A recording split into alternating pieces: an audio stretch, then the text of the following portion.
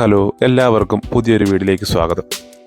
ഇന്നത്തെ ഈ ഒരു വീഡിയോ കുറച്ച് വഴിയോര കാഴ്ചകളാണ്. കുറച്ച് പ്രകൃതി ഭംഗിയും അതുപോലെ തന്നെ ഈ ഒരു പച്ചപ്പൊക്കെ കാണിക്കാൻ വേണ്ടിയിട്ടാണ് ഈ ഒരു വീഡിയോ. ഇത് ആൾഗോ എന്ന പ്രദേശത്തെ കുറച്ച് വഴിയോര കാഴ്ചകളാണ് കേട്ടോ. ഞാൻ സാധാരണയായിട്ട് ട്രെയിനിനാണ് വരാറ്. അപ്പോൾ ഇന്ന് ഞാൻ ഈ ബസ് കിട്ടിയതുകൊണ്ട് ബസ്സിന് കയറിയപ്പോഴാണ് ഞാൻ മാത്രമേ ബസ്സിലുണ്ടായിരുന്നിട്ടുള്ളൂ, ഡ്രൈവറെ കൂടാതെ. അതുകൊണ്ട് തന്നെ രണ്ട് സൈഡിലുള്ള കാഴ്ചകൾ സുഖമായിട്ട് കാണാനും വീഡിയോ എടുക്കാനും പറ്റി. സാധാരണ അങ്ങനെ വരികയാണെന്നുണ്ടെങ്കിൽ ബസ്സിലെ മറ്റുള്ള ആൾക്കാരുടെ ഇടയിൽ കൂടി നമുക്ക് വീഡിയോ എടുക്കുമ്പോൾ മോശവും അവരെ ഒരു ബുദ്ധിമുട്ടാക്കുന്ന ഒരു പ്രശ്നമൊക്കെ ആയതുകൊണ്ട് തന്നെ ഇന്ന് അങ്ങനെയുള്ള സംഭവമൊന്നും ഇല്ലാത്തതുകൊണ്ട് തന്നെ സുഖമായിട്ട് വീഡിയോ എടുക്കാൻ പറ്റി. അതുകൊണ്ട് കുറച്ച് ലെങ്തി ആയിട്ടുള്ള വീഡിയോ ആണ് ഇത്. ഇവിടുത്തെ ഈ ഒരു പച്ചപ്പ്, അത് ആദ്യമായിട്ടാണ് ഞാൻ വന്നിട്ട് ഈ ഒരു പച്ചപ്പ് കാണുന്നത്. കാരണം ഞാൻ വന്ന സമയത്ത് വിന്റർ സീസൺ ആയിരുന്നു. അതുകൊണ്ട് തന്നെ ഈ മരങ്ങളും അതുപോലെ തന്നെ ചെടികളും എല്ലാം ഉണങ്ങിക്കരിഞ്ഞ ഒരവസ്ഥയിലായിരുന്നു ഉണ്ടായിരുന്നത്. ഈ ഒരു ഭംഗി അല്ലായിരുന്നു അന്ന്. പിന്നെ മഞ്ഞ് വീഴുമ്പോൾ അതെല്ലാം വെള്ള കളറായിട്ട് മൊത്തത്തിലൊരു വെള്ളമയാണ്. അപ്പോൾ അതിൽ നിന്നൊക്കെ മാറി ഇപ്പോൾ പച്ചപ്പൊക്കെ നിറഞ്ഞപ്പോൾ കാണാൻ നല്ല ഭംഗിയാണ്. ഈ ഒരു സമയത്താണ് ഇവിടെ പുറത്ത് ഈ തൊഴുത്തിൽ നിന്നൊക്കെ പശുക്കളെയും അതുപോലെ തന്നെ ആടിനെയും കുതിരേനെയൊക്കെ പുറത്തേക്ക് അഴിച്ചു വിടുന്നതും അവരെ തീറ്റാൻ വിടുന്നതൊക്കെ. ആ ഒരു കാഴ്ചകളൊക്കെ കണ്ട് ഇങ്ങനെ വരുമായിരുന്നു. അങ്ങനെ ഈ വഴിക്ക് ഇങ്ങനെ വരുമ്പോഴാണ് മറ്റൊരു കാര്യം മനസ്സിലായത്. ഇവിടുത്തെ ഈ പുല്ലുകളുണ്ടല്ലോ, ഈ പുല്ലുകളൊക്കെ കുറേ സ്ഥലത്ത് വെട്ടുന്നുണ്ട്. ഈ ട്രാക്ടർ പോലുള്ള മെഷീൻ വെച്ച് പുല്ലുവെട്ടി യന്ത്രം ഉപയോഗിച്ച് വെട്ടുന്നുണ്ട്. അങ്ങനെ ഈ പുല്ലെല്ലാം വെട്ടിയിട്ട് ഇവരത് പ്ലാസ്റ്റിക് കവറിനകത്താക്കി അത് എടുത്തു വെക്കുകയാണ് ചെയ്യുന്നത്. ഈ പശുവിന് തന്നെ പുല്ലുണ്ടാക്കാൻ വേണ്ടിയിട്ട് അത് പിന്നീട് കാലത്തേക്ക് എടുത്തു വെക്കുകയാണ്. കാരണം ഇവിടെ വിൻ്ററൊക്കെ തുടങ്ങി കഴിഞ്ഞാൽ പിന്നെ ഒരു 3-4 മാസത്തേക്ക് നല്ല മഞ്ഞും തണുപ്പൊക്കെ ആണല്ലോ. അതുപോലെ തന്നെ ആ ഒരു സമയത്ത് ഈ പശുക്കളെയും മറ്റുള്ളതൊക്കെ തൊഴുത്തിൽ തന്നെയായിരിക്കും ഇവർ കിടത്തുക. അപ്പോൾ ആ ഒരു സമയത്ത് അവർക്കുള്ള പുല്ല് ഇപ്പോഴേ അത് ശേഖരിച്ച് വെക്കുന്ന ഒരു കാഴ്ചയാണത്. അതും ഞാൻ ആദ്യമായിട്ടാണ് കാണുന്നത്. അത് ഈ വീഡിയോയുടെ ചില ഭാഗത്ത് ഞാൻ കാണുന്നുണ്ട്, വെള്ള കെട്ടുകൾ ഇങ്ങനെ കാണുന്നുണ്ട് ഈ റോഡ് സൈഡിൽ കാണിക്കും ചില സ്ഥലത്ത്. അപ്പോൾ അതൊക്കെ ഈ പുല്ല് വെട്ടിയിട്ട് അതൊരു കവറിനകത്താക്കി വെക്കുന്നതാണ്. അതൊക്കെ ഞാൻ ആദ്യമായിട്ട് കാണുന്നൊരു കാഴ്ചയായിരുന്നു. പിന്നെ അതുകൂടാതെ തന്നെ ഇവിടുത്തെ ഈ പശുക്കളെ മേയാൻ വിടുമ്പോഴൊക്കെ ഇതിൻ്റെ കുന്നിൻ്റെ മുകളിൽ അങ്ങനെയുള്ള ദൂരസ്ഥലത്തേക്ക് വിടുമ്പോൾ ഇവിടെ ഒരു കഴുത്തിൽ വലിയ തരത്തിലുള്ള മണിയാണ് കിട്ടുന്നത്. നമ്മുടെ നാട്ടിൽ ഉള്ള മണി പോലത്തെ അല്ല, വലിയ ഒരു മണി. ഞാൻ അതിൻ്റെ ഒരു പിക്ചർ ഞാൻ ഇവിടെ കൊടുക്കാം. എല്ലാ പശുക്കളുടെയും കഴുത്തിൽ ഇതുപോലെ മണി കെട്ടില്ല, ചില പശുക്കളുടെ മാത്രം. ഈ ഒരു മണിയടി ശബ്ദം കുറച്ച് ദൂരം വരെ കേൾക്കാം. അതായത് ഏത് കുന്നിൻ്റെ മുകളിലും പശു നിൽക്കുകയാണെന്നുണ്ടെങ്കിലും നല്ല ദൂരം വരെ ഇതിൻ്റെ ഒച്ച കേൾക്കുന്നുണ്ട്. പിന്നെ അതുപോലെ തന്നെ ഈ പശുക്കളൊക്കെ ഇപ്പോൾ മേയുന്ന സമയമാണല്ലോ. സെപ്റ്റംബർ മാസത്തിലാണ് ഇവരെയൊക്കെ തിരിച്ച് ഇതിൻ്റെ ഉടമസ്ഥരെ ഏൽപ്പിക്കുന്നത്. അതായത് പല ഉടമസ്ഥരായിരിക്കും ചിലപ്പോൾ. അതായത് ഇത് സെപ്റ്റംബർ മാസത്തിൽ ഒരു ഫിഷ് എന്ന് വെച്ചൊരു ഉത്സവമുണ്ട് ഇവിടെ. അതായത് ഈ തീറ്റാൻ കൊണ്ടുപോയതും മേയാൻ കൊണ്ടുപോയൊക്കെ പശുക്കളെ തിരിച്ച് അവരുടെ ഉടമസ്ഥരെ ഏൽപ്പിക്കുന്ന ഒരു ഉത്സവം. അത് ഭയങ്കര ഉത്സവമാണ്. ഞാൻ അത് കണ്ടിട്ടില്ല, വീഡിയോയിലൊക്കെ കണ്ടിട്ടുള്ളൂ. അപ്പോൾ അടുത്ത പ്രാവശ്യം അത് കാണുകയെന്നുണ്ടെങ്കിൽ ഞാൻ വീഡിയോ എടുത്ത് ഇതിനകത്ത് പോസ്റ്റ് ചെയ്യാം. അപ്പോൾ അങ്ങനെ ഒരു പരിപാടി കൂടി ഇവിടെ നടക്കുന്നുണ്ട്. അതിൻ്റെ കൂടുതൽ വിശേഷങ്ങളൊക്കെ ആ സമയത്ത് അവരിൽ നിന്ന് ചോദിച്ച് മനസ്സിലാക്കി നമുക്ക് ചെയ്യാം. പിന്നെ അതുപോലെ തന്നെ ഈ ഒരു ഫിഷ് എന്നുള്ള ഉത്സവം കഴിഞ്ഞാൽ ഒക്ടോബർ മാസത്തിൽ ബിയർ ഫെസ്റ്റും ഇവിടെ തന്നെ നടക്കുന്നുണ്ട്. അതിന് ഒക്ടോബർ ഫെസ്റ്റ്, ബിയർ ഫെസ്റ്റ് എന്നൊക്കെയാണ് ഇവിടെ അറിയപ്പെടുന്നത്. അതും ഇവിടെ നടക്കുന്ന വലിയൊരു സംഭവമാണ്. ഈ മ്യൂണിക്ക്, ഈ ബയേണിൽ നടക്കുന്ന ഒരു ഉത്സവമാണത്. ഉത്സവം എന്ന് വെച്ചാൽ ഒരു ആഘോഷം. അത് എന്താണെന്നോ അത് എവിടെയൊക്കെ ഉണ്ടെന്നോ കൂടുതൽ ഒരു ഐഡിയ ഇല്ല. ആ സമയമാകുമ്പോൾ അതിനെപ്പറ്റിയുള്ള ഒരു വീഡിയോയും കൂടി എടുക്കണമെന്നുണ്ട്. പിന്നെ ഇവിടെയുള്ള മറ്റൊരു കാര്യം എന്താണെന്ന് വെച്ചാൽ, ഇവിടെ ഈ കാണുന്ന വീടുകളുണ്ടല്ലോ, ഈ വീടുകളെല്ലാം പുറമേ നോക്കുമ്പോൾ 2 നിലയുള്ളൂ എന്ന് തോന്നും. ടോട്ടൽ 2 നില. പക്ഷേ അങ്ങനെയല്ല. മിക്ക വീടുകൾക്കും ബേസ്മെൻ്റ് ഉണ്ട്. ബേസ്മെൻറ്റിലായിരിക്കും ഇവരുടെ കൂടുതൽ സാധനങ്ങൾ, അതായത് കൂടുതൽ ഉപയോഗിക്കാത്ത കൂടുതൽ സാധനങ്ങളൊക്കെ ഡംപ് ചെയ്യുന്നൊരു സ്ഥലമാണ് ബേസ്മെൻറ്റ്. അതുകൂടാതെ ഇതിന് ഗ്രൗണ്ട് ഫ്ലോറ്, പിന്നെ ഫസ്റ്റ് ഫ്ലോറ്, പിന്നെ അതുകൂടാതെ ഏറ്റവും ടോപ്പിലും ഒരു ഫ്ലോർ കൂടിയുണ്ട്. മിക്ക വീടും മേളത്തിൽ നില ചിലപ്പോൾ വാടകയ്ക്ക് കൊടുക്കുകയോ അതല്ല ഒരു ഫാമിലി ഒരുപാടുണ്ടെന്നുണ്ടെങ്കിൽ അവർ സെപ്പറേറ്റ് താമസിക്കുകയും ചെയ്യുന്നത്. നമ്മൾ നാട്ടിൽ താമസിക്കുന്ന പോലെ എല്ലാവരും ഒരുമിച്ചല്ല താമസിക്കുന്നത്, സെപ്പറേറ്റ് ആയിട്ടായിരിക്കും. താഴ്ഭാഗത്ത് ഇപ്പോൾ ഹസ്ബൻഡ് ആൻഡ് വൈഫ് പിന്നെ അവരുടെ കൊച്ചു വന്നിട്ടുണ്ടെങ്കിൽ ചിലപ്പോൾ അവരുടെ അപ്പനും അമ്മയായിരിക്കും മേളിൽ താമസിക്കുന്നത്, അതല്ലെങ്കിൽ താഴെ ആയിരിക്കും അപ്പനും അമ്മയും താമസിക്കുന്നത്. അങ്ങനെയായിരിക്കും ഇവിടുത്തെ ഒരു രീതി. മിക്ക സ്ഥലത്തും അങ്ങനെ തന്നെയാണ് കണ്ടുവരുന്നതൊക്കെ. അപ്പോൾ അതിവിടെ പറയേണ്ട ഒരു കാര്യമാണ്. പിന്നെ അതുപോലെ തന്നെ മറ്റൊരു കാര്യമാണ്, ഇവിടെ ഇപ്പോൾ ഈ കാടുകളൊക്കെ ഉണ്ടല്ലോ, ഈ കാടുകളിലൊക്കെ ഹണ്ടിങ് ചെയ്യാനും അതുപോലെ തന്നെ പുഴയിൽ മീൻ പിടിക്കാനും അതിനും ഇവിടെ ലൈസൻസ് വേണം. ഇപ്പോൾ പുഴയിൽ വെറുതെ പോയിട്ട് ചൂണ്ടയിട്ട് മീൻ പിടിക്കാൻ പറ്റില്ല, അതിനും ലൈസൻസ് എടുക്കണം. അങ്ങനെയുള്ളവർക്ക് അവിടെ പുഴയിൽ പോയിട്ട് മീൻ പിടിക്കാനൊക്കെ പറ്റുള്ളൂ. പിന്നെ ഏതൊക്കെയോ കാടുള്ള ഏരിയയിൽ ഏതൊക്കെയോ 1-2 മാസങ്ങൾ ഇവിടെ ഹണ്ടിങ്ങിന് വേണ്ടി ഓപ്പണായി കൊടുക്കുന്നുണ്ട്. അതിനെപ്പറ്റി കൂടുതൽ അറിയില്ല, ഞാൻ പറഞ്ഞു കേട്ടൊരു അറിവാണത്.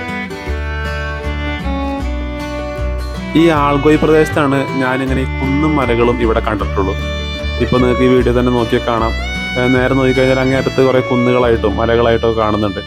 പക്ഷെ കുറച്ച് അങ്ങോട്ട് പോയി കഴിഞ്ഞാൽ, അത് മ്യൂണിക്ക് ഭാഗത്തോട്ട് പോയി കഴിഞ്ഞാൽ ഇങ്ങനെ നേരെ പരന്ന് കിടക്കുന്ന ഒരു ഭൂമി മാത്രമേ കാണുന്നുള്ളൂ. ഈ കുന്നും മലകളൊക്കെ ഒഴിഞ്ഞ് എല്ലാം പരന്ന് കിടക്കുന്ന കുറേ സ്ഥലങ്ങളാണ്.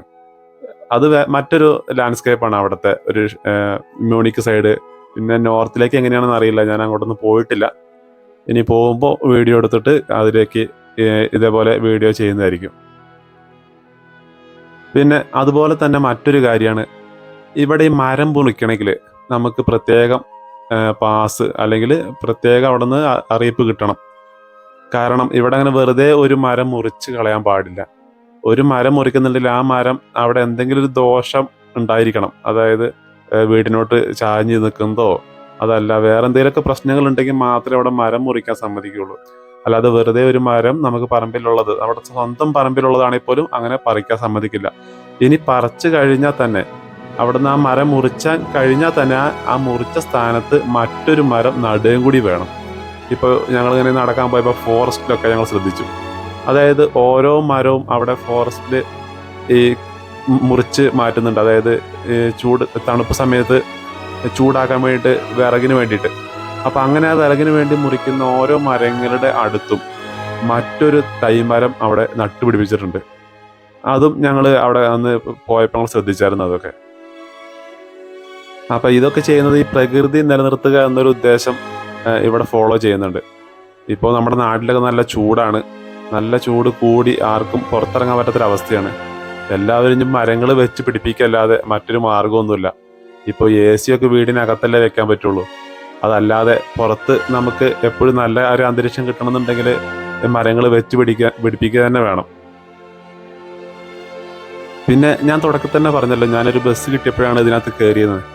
ഈ ബസ് കയറിയത് വെച്ചാൽ ഞങ്ങൾ പൈസ കൊടുക്കേണ്ട കാര്യമില്ല. കാരണം ഇവിടെ ഒരു ടിക്കറ്റ് ഉണ്ട്. ജർമ്മനിയിൽ എവിടെ വേണേലും യാത്ര ചെയ്യാൻ വേണ്ടിയിട്ട് ഡോയ്ച്ച്ലാൻഡ് ടിക്കറ്റ് എന്ന് പറയും. അപ്പോൾ ആ ടിക്കറ്റ് 49 യൂറോ കൊടുത്ത് എടുത്തു കഴിഞ്ഞാൽ നമുക്ക് ജർമ്മനിയിൽ എവിടെ വേണമെങ്കിലും ലോക്കൽ ട്രെയിനുകളിൽ സെക്കൻഡ് ക്ലാസ്സിൽ കയറി നമുക്ക് യാത്ര ചെയ്യാം.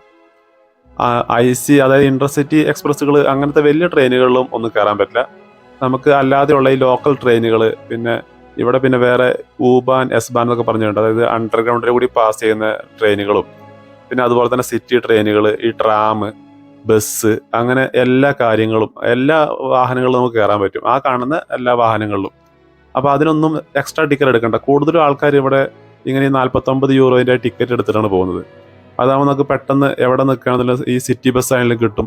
അങ്ങനെ ഏത് ബസ്സിന് വേണമല്ലോ ട്രെയിനിൽ വേണമെങ്കിലും കയറാൻ പറ്റും. പിന്നെ അതുപോലെ തന്നെ സൈക്കിൾ കൊണ്ടുപോകാൻ പറ്റും. സൈക്കിൾ നമുക്ക് ഈ ടിക്കറ്റിൻ്റെ കൂടെ കൊണ്ടുപോകാൻ പറ്റില്ല, നമ്മൾ എക്സ്ട്രാ അതിന് വേറെ ടിക്കറ്റ് എടുക്കണം. അതും ഇതുപോലെ മാസക്കണക്കിന് നമുക്ക് എടുക്കാൻ പറ്റും. അപ്പോൾ അങ്ങനെ നമുക്ക് ഇവിടെ ട്രെയിനിനകത്ത് മാത്രമല്ല ബസ്സിലും ഈ സൈക്കിൾ കൊണ്ടുപോകാം. അതും മറ്റൊരു കാര്യമാണ്, അത് ശ്രദ്ധിക്കുന്ന ഒരു കാര്യമാണ് ഈ സൈക്കിള്. കാരണം സൈക്കിൾ ഇവിടെ ഒഴിച്ചുകൂടാൻ പറ്റാത്തൊരു കാര്യമാണ്. അതുപോലെ തന്നെ സൈക്കിളിൻ്റെ അതേപോലെ തന്നെ ഒഴിച്ചുകൂടാൻ പറ്റാത്തൊരു കാര്യമാണ് ഈ പട്ടികളെ കൊണ്ടുപോകുന്നത്. അതും ഇവിടെ എല്ലാവരും പോകുമ്പോൾ പട്ടികളെ കൊണ്ടുപോകും. പ്രത്യേകിച്ച് ഷോപ്പിംഗ് മാളിൽ, പിന്നെ പള്ളിയിൽ, അതുപോലെ തന്നെ എവിടെയൊക്കെ കൊണ്ടുപോകാൻ പറ്റുമോ അവരെവിടെയൊക്കെ പോകുന്നോ ആ സ്ഥലങ്ങളിലൊക്കെ പട്ടീനെയും കൊണ്ടാണ് അവർ പോകുന്നത്. അങ്ങനെ പറ്റാത്ത സ്ഥലങ്ങളൊക്കെ പുറത്ത് ബോർഡ് വെച്ചിട്ടുണ്ടാവും, അവിടെ പട്ടീനെ കയറ്റാൻ പാടില്ല എന്ന്. പിന്നെ അതുപോലെ തന്നെ ഞാൻ കണ്ട മറ്റൊരു കാര്യമാണ് ഇവിടെ ഈ വണ്ടികൾ പാർക്ക് ചെയ്യുന്നത്. ഇവിടെ നമ്മൾ ഈ വണ്ടികൾ പാർക്ക് ചെയ്യുന്നതിൽ ഒരു ചിലവാണ്. കാരണം നമ്മൾ എവിടെ വേണമെങ്കിലും പാർക്ക് ചെയ്യാൻ പറ്റും, ഒരുപാട് സ്ഥലങ്ങൾ പാർക്ക് ചെയ്യാൻ റോഡ് സൈഡിൽ തന്നെ കൊടുത്തിട്ടുണ്ട്. നമ്മളങ്ങനെ വെറുതെ ഈ റോഡ് സൈഡിലുള്ള പാർക്കിംഗ് പ്ലേസിലൊന്നും കൊണ്ടുപോയി നിർത്തിയിടാൻ പറ്റില്ല. അവിടെ അതിന് ടിക്കറ്റ് എടുക്കണം. നമ്മൾ ഓരോ സ്ഥലത്തും ഓരോ ചെറിയ ഓരോ മെഷീൻ കൊടുത്തിട്ടുണ്ട് ടിക്കറ്റ് എടുക്കാൻ വേണ്ടിയിട്ട്. നമുക്കവിടെ ഓരോ ദിവസത്തേക്ക് എത്ര മണിക്കൂറിനാണോ നമ്മൾ ചെയ്യുന്നത് ആ മണിക്കൂറിന് വേണ്ടിയിട്ട് അവിടെ നിന്ന് പ്രിന്റ് എടുത്തിട്ട് നമ്മൾ വണ്ടിയുടെ ഫ്രണ്ടിൽ ഇടാറാണ് പതിവ്. അത് മിക്ക സ്ഥലത്തും അങ്ങനെ തന്നെയാണ്. അപ്പോൾ അത് കണ്ടാൽ മറ്റൊരു കാര്യമാണ്. കാരണം ചുരുക്കം ചില സ്ഥലത്ത് മാത്രമേ ഈ കടകളുടെ മുന്നിലൊക്കെ തന്നെ ഈ പാർക്കിംഗ് പ്ലേസ് കണ്ടിട്ടുള്ളൂ. പിന്നെ അതുപോലെ തന്നെ അല്ലാതെ കുറച്ച് സ്ഥലങ്ങൾ മാത്രമേ ഇങ്ങനെ ഫ്രീ പാർക്കിംഗ് കണ്ടിട്ടുള്ളൂ കേട്ടോ. നമ്മൾ സിറ്റികളിൽ എവിടെ പോയാലും ഇങ്ങനെ പാർക്ക് ചെയ്യുന്നതിന് കുറച്ച് എക്സ്പെൻസ് ഉള്ള കാര്യമാണ്. ചിലപ്പോൾ അത് വലിയ വലിയ സ്ഥലങ്ങളൊക്കെ ആകുമ്പോൾ കുറച്ച് എക്സ്പെൻസ് കൂടും. വലിയ സിറ്റിയിലൊക്കെ പോയി കഴിഞ്ഞാൽ 10-30 യൂറോ ഒക്കെ കൊടുക്കേണ്ടി വരും. അപ്പം അത്രയും വലിയ ചാർജുകളും വണ്ടി പാർക്ക് ചെയ്യുന്ന ഒരു കാര്യത്തിന് ഇവിടെ നടക്കുന്നുണ്ട്. അപ്പോൾ അതും ഞാൻ ശ്രദ്ധിച്ച മറ്റൊരു കാര്യമാണ്. അപ്പോൾ ഇത്തരം കാര്യങ്ങൾ ഞാനിവിടെ ഇങ്ങനെ കാര്യങ്ങളൊക്കെ ഞാൻ ഈ വീഡിയോയിൽ ഇങ്ങനെ പറഞ്ഞതാണ്. പിന്നെ അതുപോലെ തന്നെ ഞാനിവിടെ കണ്ട പക്ഷികൾ, അതായത് നാട്ടിൽ കണ്ട ഈ പരുന്ത്, കാക്ക, പിന്നെ അതുപോലെ തന്നെ നമ്മുടെ കരിയിലക്കിളി, കൂത്താങ്കിരി എന്നൊക്കെ പറയുമല്ലോ, ആ കിളികളൊക്കെ ഇവിടെ ഉണ്ട് കേട്ടോ. പിന്നെ മൈന, അതൊക്കെ ഇഷ്ടം പോലെയാണ്. കോഴി, അതുപോലെ തന്നെ മരപ്പുള്ളികൾ, പിന്നെ പറയേണ്ട കിളികൾ ഈ മൂടുകുലിക്ക് കിളികൾ പോലത്തെ ഒരു കിളികളുണ്ട്, ആ കിളികളുണ്ട്. അതായത് മറ്റേ വെള്ളയും കറുപ്പുള്ള കിളികളല്ല, അല്ലാതെ കറുപ്പ് മാത്രം. പിന്നെ ഗൾഫിലും ഇവിടെ നാട്ടിലും എല്ലായിടത്തും ഞാൻ ഒരേപോലെ കണ്ടിട്ടുള്ള കിളികളാണ് ഈ അങ്ങാടിക്കുരുവികൾ എന്നൊക്കെ പറയുന്ന കുരുവികളുണ്ടല്ലോ, ചെറിയ കുരുവികൾ, ആ കുരുവികൾ. അതിവിടെ ഇഷ്ടം പോലെ ഉണ്ട് കേട്ടോ. ഞാൻ പണ്ട് ഗൾഫിലായിരുന്നപ്പോൾ അവിടെയും മരുഭൂമിയുള്ള സ്ഥലത്തും ഈ കിളികൾ ഇഷ്ടം പോലെയുണ്ട്. അത് ഞാൻ പ്രത്യേകം ശ്രദ്ധിച്ചു. ആ കിളികൾ എല്ലാ രാജ്യത്തും ഉണ്ടെന്ന് തോന്നുന്നു ആ കിളികൾ. പിന്നെ അങ്ങനത്തെ കാക്കകൾ കൂടെ കുറച്ച് വലിയ കാക്കകളാണ്. നമ്മൾ ഊട്ടിയിലൊക്കെ പോകുമ്പോൾ കാണുന്ന ടൈപ്പ് കാക്കകളാണ് ഇവിടെ കാണുന്നത്, കുറച്ച് വലിയ കറുത്ത കാക്കകൾ. അപ്പം അങ്ങനത്തെ കുറച്ച് കിളികളും മറ്റു കാര്യങ്ങളൊക്കെ ഞാൻ നാട്ടിൽ കാണുന്നത് തന്നെ ഇവിടെയും കണ്ടിട്ടുണ്ട്. പിന്നെ കളർഫുൾ കിളികളൊന്നും ഞാൻ കണ്ടിട്ടില്ല. അപ്പോൾ ആ കാര്യങ്ങളൊക്കെ ഞാനിങ്ങനെ ഈ വീഡിയോയിൽ ഇങ്ങനെ പറയുകയാണ്. നിങ്ങളുടെ ഒരു അറിവിലേക്കും ഇതിങ്ങനെ കാണുമ്പോൾ അറിയാനും വേണ്ടിയിട്ടാണ് ഞാനീ പറയുന്നത്. അപ്പോൾ തുടർന്നും വീഡിയോകളൊക്കെ കാണുക. ഇതുപോലുള്ള ഓരോ കാര്യങ്ങളും അറിവുകളൊക്കെ ഞാനിങ്ങനെ ഇതിനകത്ത് പങ്കുവയ്ക്കാം. വെറുതെ ഇരിക്കുമ്പോൾ ഇങ്ങനെ പുറത്തുള്ള വീഡിയോകളൊക്കെ ചെയ്ത് ഇടുന്നതാണ്. അപ്പോൾ എല്ലാവർക്കും നന്ദി, നമസ്കാരം. വീഡിയോ കുറച്ചുകൂടി ഉണ്ട്, തുടർന്ന് കാണുക. വീണ്ടും അടുത്ത വീഡിയോയിൽ കാണാം. Good bye.